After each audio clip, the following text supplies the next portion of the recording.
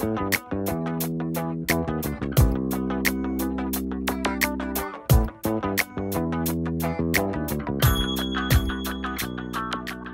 région a voulu rappeler son attachement à la construction de logements très sociaux en contribuant, donc en axant vraiment notre action sur le logement soit très social, soit social, essentiellement. Alors c'est vrai qu'on est en Île-de-France, tout le monde souffre de problèmes de logement. Et moi, j'aime rappeler qu'il y a quand même 65% des Franciliens qui sont éligibles au logement social ou très social.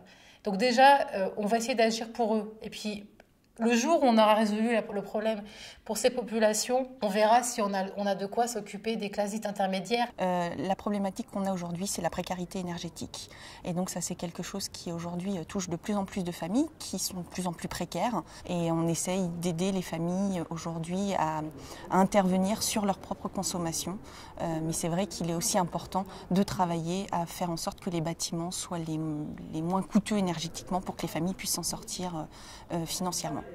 Donc c'est vrai que c'est compliqué pour des structures associatives ou même d'ailleurs des bailleurs plus chevronnés quand ils s'occupent de bâtis anciens qui doivent réhabiliter, qui ont des normes architecturales, des normes techniques très complexes.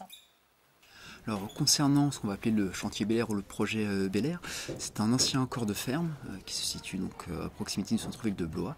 Un ancien corps de ferme qui était en état assez dégradé, ce qu'on pouvait appeler notamment une passoire énergétique. Donc ce projet était de rénover ce vieux corps de ferme en bâtiment type bâtiment basse consommation. Pour moi, c'est vraiment un projet qui s'inscrit dans du développement durable. Simplement parce qu'il repose sur les 3 piliers du développement durable, l'aspect environnement, moins de consommation d'énergie, moins d'électricité. Premier aspect non négligeable. Second aspect, d'un point de vue social, on est quand même pour des logements très sociaux pour des personnes en difficulté. Lorsqu'on a une facture d'énergie qui est réduite, ça permet de dégager, on va dire, un surplus dans le budget mensuel pour pourquoi pas réussir à payer sans retard les mensualités du loyer. Troisième pilier, sur l'aspect économique, donc ce chantier a pu former des entreprises afin qu'elles acquièrent un savoir-faire et qu'elles puissent le dupliquer sur d'autres chantiers dans le département ou sur le territoire. En isolation, on est plus fort que certaines maisons, donc il y a des petits trucs qu'on n'avait pas l'habitude de faire, qu'on est obligé de faire. Plus exigeant, ouais. En laine de verre, on met tout ce qui est en périphérie, on met de la laine de 100, un coefficient R310, chose qu'on ne met pas dans les autres maisons. Ici, on est plus isolant en mur, périphérie, en plafond, en toiture, on a de la 240, R6, c'est vraiment le maximum, quoi. C'est le top. Les équipements peuvent coûter plus cher. Au niveau de l'isolation, etc., c'est pas tellement plus cher, la mise en œuvre, le coût horaire, on va dire, est le même si sur les premiers logements, c'est un petit peu plus long parce qu'il faut les entreprises se fassent à la technique, mais après, une fois qu'ils sont bien au courant de la mise en œuvre, il n'y a pas de souci particulier. C'est surtout au niveau des équipements, avoir des chaudières performantes, des systèmes de ventilation performants. Alors sur ce chantier particulier, nous avons essayé de travailler en collaboration avec les artisans sur notamment les tests d'infiltrométrie qui ont été faits en cours de chantier et les actions de correction qui ont été mises en œuvre pendant les travaux. On fait une première visite avec le technicien.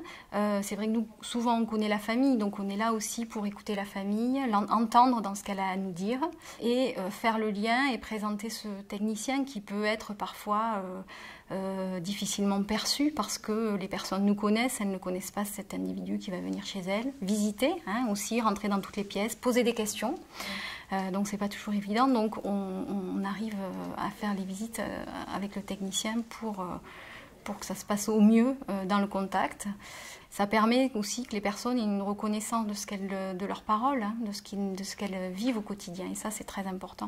Donc on est là aussi pour les soutenir. Et effectivement, d'être à leur côté pour faire toutes ces démarches-là, ça leur permet d'avancer, de prendre un peu plus confiance en elles et de faire les démarches.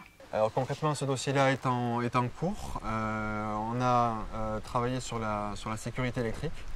Parce qu'il faut savoir qu'avant de réfléchir au chauffage ou à l'isolation, eh bien sûr, on met en sécurité le logement. Donc sécurité, ça peut être quelquefois des toitures qui menacent de s'effondrer ou qui sont plus étanches. Donc on ne va pas isoler une toiture si elle est plus étanche. Là, en l'occurrence, c'était des problèmes d'échauffement de certains circuits qui étaient obsolètes ou mal dimensionnés.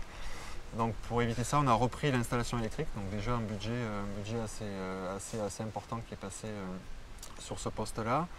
Et puis ensuite l'étanchéité à l'air pour effectivement limiter au maximum les déperditions. Donc on a déjà changé les fenêtres en passant du simple vitrage aluminium vers du double vitrage aux normes actuelles. Voilà, double vitrage à l'isolation renforcée. Donc on va installer un système à granulés de bois avec un pôle à granulés qui va être situé dans la cuisine et des bouches de répartition de la chaleur qui vont pouvoir chauffer l'ensemble du logement avec donc un très bon rendement au niveau de l'installation et surtout un coût du combustible qui va être divisé par 2 par rapport à l'électricité.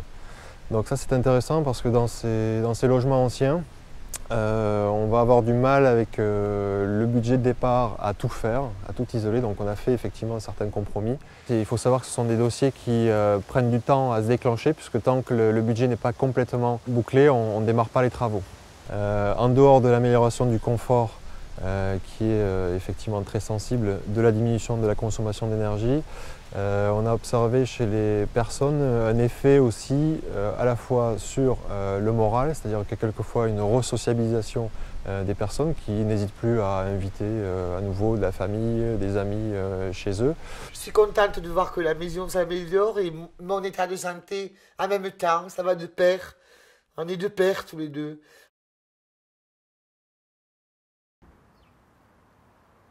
J'habitais à 50 km de mon travail, donc je faisais 100 km par jour pour venir travailler, plus d'1 heure et demie de route par jour, plus mes 7 heures de travail que je faisais quotidiennement. Et donc j'ai dit à mon patron que vu que ma demande durait, que j'envisageais de démissionner, quoi, parce que je pouvais plus assumer financièrement entre mon loyer et mes frais d'essence. Mon salaire il passait, quoi. En passant par un toit pour tous, je passe à 5 € le mètre carré au lieu de 15 dans un logement social à Grenoble. Ça m'a changé beaucoup de choses. J'ai pu conserver mon travail, accueillir mes enfants dans des conditions décentes. Ils s'investissent plus avec moi aux tâches ménagères, à préparer à manger le soir. Alors qu'avant, ils ne le faisaient pas, quoi. Et surtout, j'ai gagné en tout, en santé, en argent, en plein de choses, quoi.